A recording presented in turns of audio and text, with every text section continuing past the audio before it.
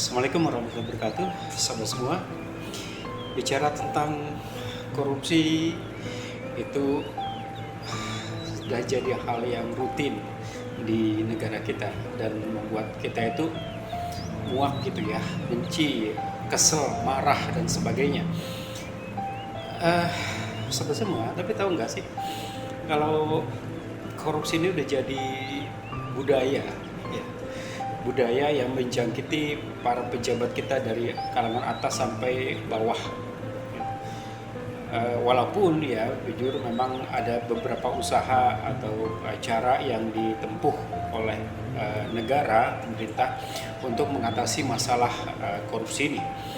Tetapi tetap saja itu tidak berpengaruh banyak untuk mengurangi atau dalam mengurangi kasus korupsi yang terjadi di negeri ini. Karena pada faktanya mereka yang senantiasa bicara anti korupsi, tapi ternyata mereka tertangkap basah oleh KPK. Nah, sahabat semua, sejatinya masalah korupsi ini timbul dari beberapa faktor. Ya. Di antaranya sebuah keserakahan dan gaya hidup yang hedonis, serta kampanye dari para pejabat yang menghabiskan banyak uang. Sehingga ketika pejabat tersebut terpilih, maka program utamanya adalah mengembalikan modal kampanye. Gitu. Ya, ada lagi mahalnya beban hidup atau jaminan hidup gitu yang terjadi saat ini.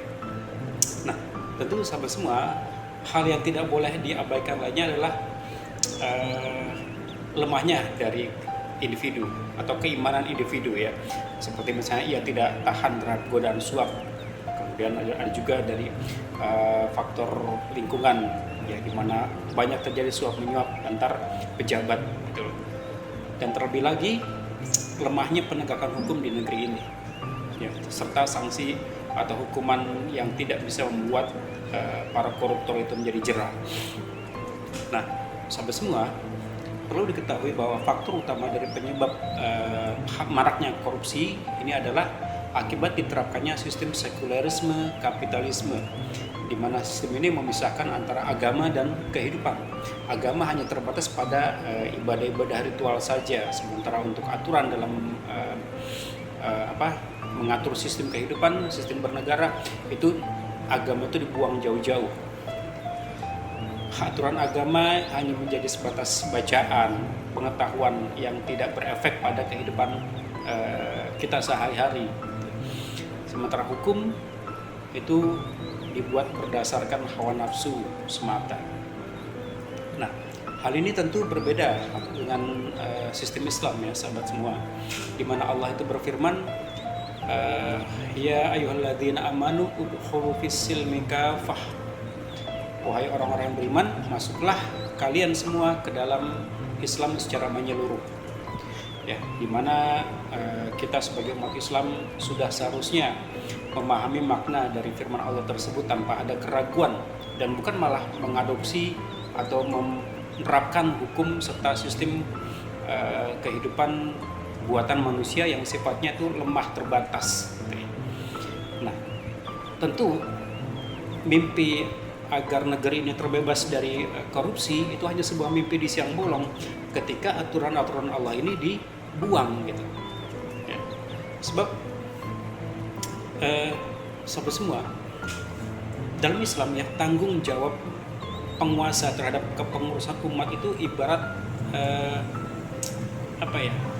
ibarat kepala keluarga yang mengayomi keluarganya.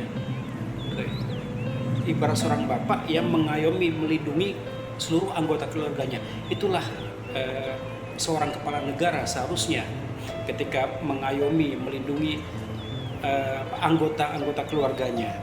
Dan hal itu sahabat semua sudah dicontohkan oleh baginda Nabi Rasulullah Muhammad SAW dan para sahabat seterusnya, di mana mereka benar-benar mengayomi rakyatnya, benar-benar melindungi masyarakatnya. Rasulullah dalam hal kepemimpinan tidak tebang pilih ya. Kita bisa membaca satu hadis di mana Rasulullah bersabda bahwa sesungguhnya yang telah membinasakan umat sebelum kalian itu adalah ketika ada orang-orang yang terhormat dan mulia, arti orang kaya, di antara mereka melakukan pencurian, mereka tidak menghukumnya. Tetapi jika ada orang rendahan ya yang mencuri, maka mereka tegakkan hukum atasnya. Ketahuilah, seandainya Fatimah anakku mencuri, maka aku sendiri yang akan memotong tangannya. Maka sahabat semua, dari situ kita bisa mengambil sebuah pelajaran ya, bahwa pemerintahan Islam ini adalah pemerintahan yang bebas dari korupsi, memberikan jaminan kepada rakyatnya, bukan kepada para pejabat negara yang dalam sistem demokrasi saat ini itu malah menghambur-hamburkan uang rakyat yang ditarik melalui pajak ya, sementara yang lain di atas bagaimana.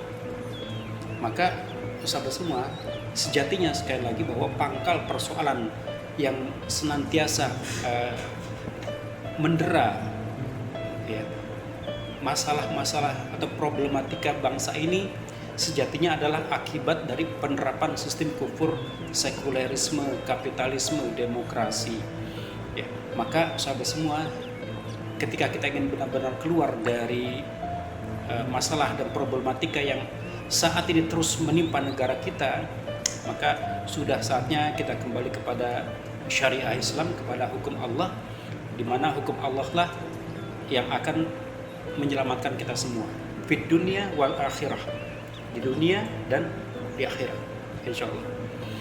Demikian sobat, semoga bermanfaat. Assalamualaikum warahmatullahi wabarakatuh.